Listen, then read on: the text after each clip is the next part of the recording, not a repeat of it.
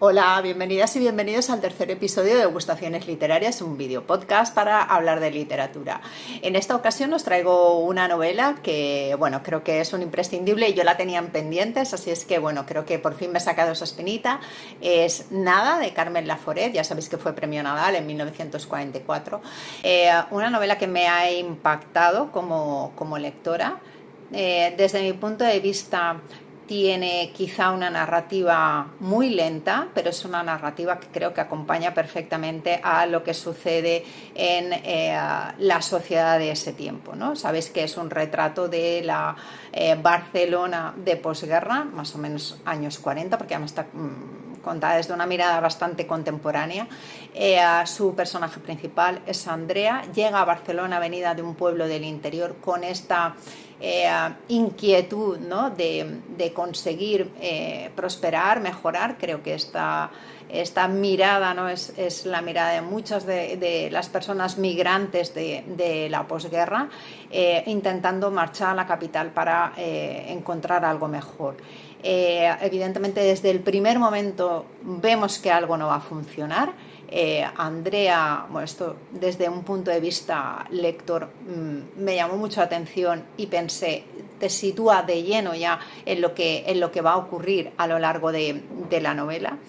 Andrea llega a Barcelona, llega a medianoche y en este pensamiento que ella tiene espera que la recoja alguien y desde el primer momento se da cuenta de que está sola, ¿no? Y esta es la clave de la novela, que Andrea está sola. Durante muchísimo tiempo el retrato que vemos es el de una Barcelona que se escapa mucho del ideal que ella había imaginado, y sobre todo creo que el punto fuerte llega cuando aparece en la casa de la calle Aribao, y ese es el verdadero retrato de la sociedad de su tiempo, de la mayoría de la sociedad de su tiempo. Evidentemente el piso es muy viejo, está lleno de telarañas, está sucio, repleto de trastos. Bueno, es como todo, unas cosas encima de las otras, todo amontonado. Es un caos. Lo que vemos nada más abrir la puerta, ¿no? de ese piso que al final para mí es protagonista principal de la novela junto con Andrea, ¿no?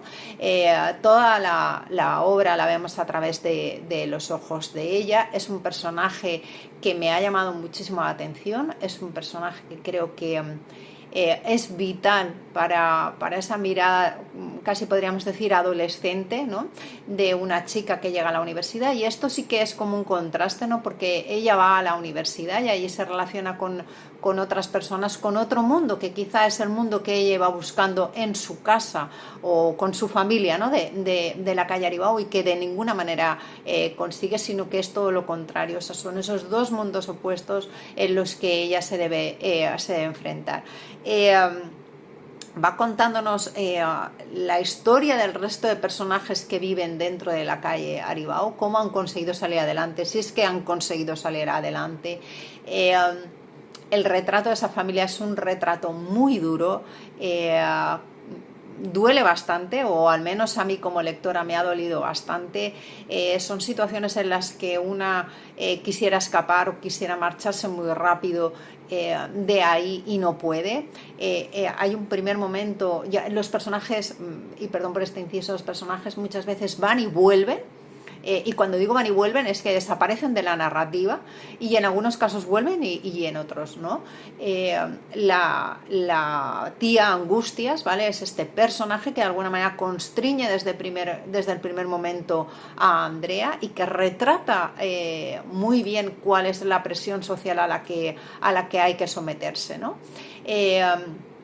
Es un personaje que después desaparece y que para mí era imprescindible en la novela, ¿no? Y esto como lectora me chocó muchísimo. Pero bueno, creo que quizás es un logro no obligar a los personajes a mantenerse en la novela, y esto creo que Carmen Laforet lo hace fenomenal, sino que los personajes necesitan salir de la situación que están viviendo. esas personas necesitan escapar del hogar, y de alguna manera Angustias lo consigue. Y bueno, no quiero desvelaros demasiado, veremos si Andrea consigue o no escapar de ese piso de la calle Aribau. Es verdad que es una novela muy antigua, y la mayoría de vosotros y vosotras la habréis leído, pero bueno, tampoco para aquellas personas que no lo hayáis hecho. Ahí después estas relaciones personales entre hermanos, entre cuñados, con la madre, el abuelo ya fallecido, que es aquel que compró la casa, bueno, 50 años atrás, en una suerte porque realmente comprar una casa en aquella época casi era una odisea, pero ellos lo consiguen, tienen esa casa y es la misma casa donde se mantiene. Es una casa oscura de por sí. Nunca se sale al balcón, o se sale en muy pocas ocasiones al balcón. Además, las cortinas son de terciopelo rojo. Bueno, esto era muy típico en la época, pero es verdad que marcan más todavía el oscuro que hay dentro de la familia. Bueno, ya digo que he querido escapar de esa casa en múltiples ocasiones. He estado muy incómoda con algunos de los retratos que hace Carmen Laforet de las situaciones que se producen en la casa. Muy, muy, muy incómoda. Es una novela que incomoda, o que al menos a mí me ha incomodado bastante.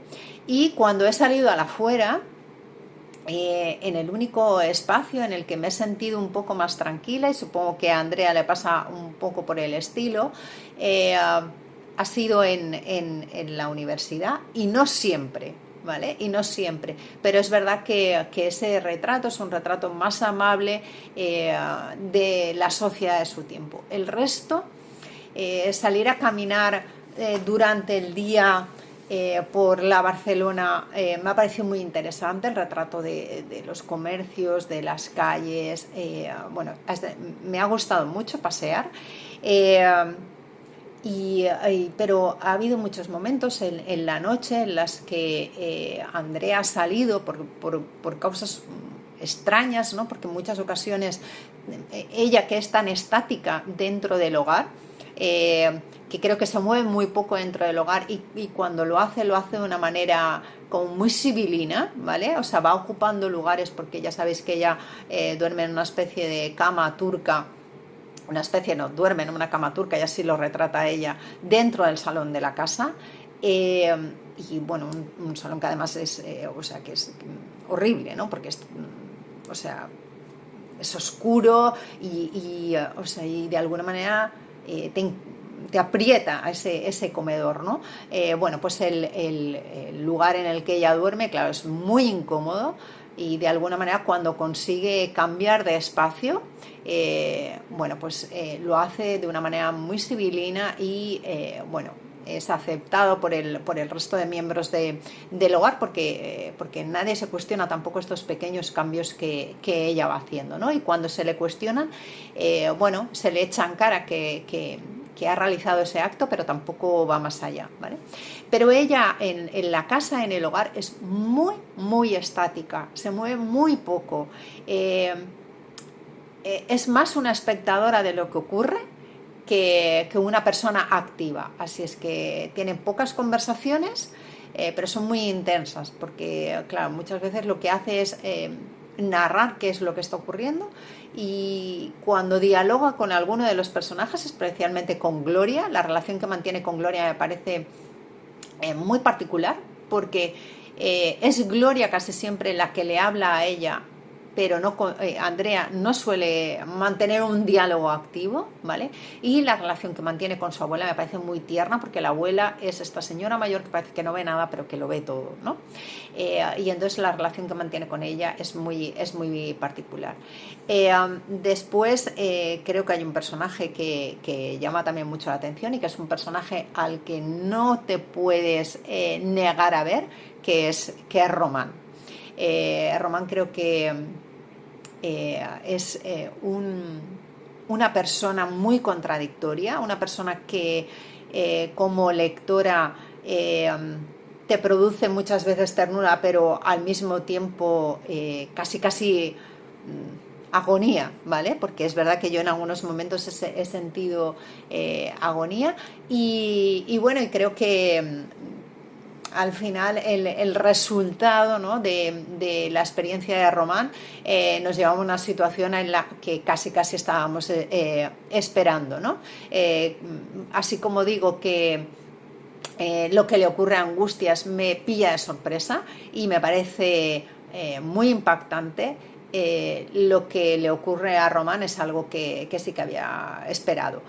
Luego la relación que mantienen Juan y Gloria es una relación muy extraña, lo mismo también que la que mantienen Juan y Román, pero la relación que mantienen Juan y Gloria es muy extraña, muy doliente y que se te enquista un poco en el corazón, ¿no? O sea, y como el resto de personajes casi son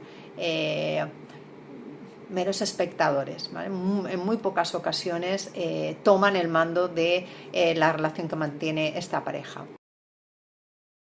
Bueno, y esto sería lo que ocurre, podríamos decir, dentro del hogar, el retrato social que vemos a través del piso de la calle Aribau. Tengo una frase apuntada que me llama muchísimo la atención, que sí que tiene que ver más con todo el entorno de la Barcelona de posguerra y es una frase que dice Andrea, que es: y en toda España no hay una ciudad que se parezca más al infierno que Barcelona. Creo que o sea, esa frase te ubica en lo que estás viendo y en lo que la protagonista está viviendo, o cómo al menos ella siente ese lugar, ¿no? Después os comentaba que hay un espacio, ¿no?, en el que creo que hemos estado más a gusto, que es el espacio de la universidad y la relación que Andrea mantiene con Ena, ¿no? Es la amiga de la universidad y de alguna manera, conforme avanza la obra, vamos a ver la relación que existe entre esa familia, que es la familia de Ena, y su madre Margarita. Creo que son el bloque fuerte. ¿Qué relación tienen con la familia de la Casa Aribau? O sea, no es una casualidad que ellas dos se encuentren. Creo que Ena es uno de los personajes más maravillosos de esta novela. A mí me ha impactado el retrato como escritora, me ha impactado muchísimo el retrato de este personaje. De manera, cuando veremos si Andrea consigue salir de ese mundo o no salir de ese mundo, lo que sí que os adelanto es que es un personaje, como os digo, en muchos casos tan estático, que si lo va a hacer de la mano de otra persona, no lo va a hacer por su propio pie.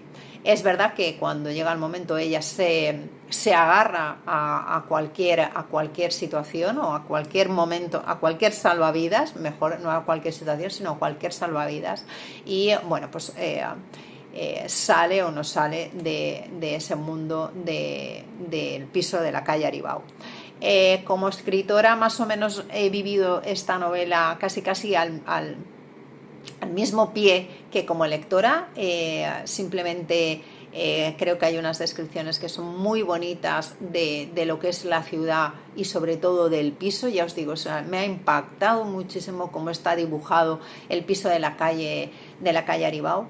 Me ha interesado, pero porque personalmente me interesa mucho la psicología de los personajes, qué los mueve a actuar de esa manera, y creo que ahí Carmen Laforet hace un retrato maravilloso, trabaja muy bien la psicología de los personajes, el retrato de los personajes, empatizas con ellos y al mismo tiempo los odias. Hay un sentimiento muy contradictorio con cada uno de los personajes que habitan esta novela.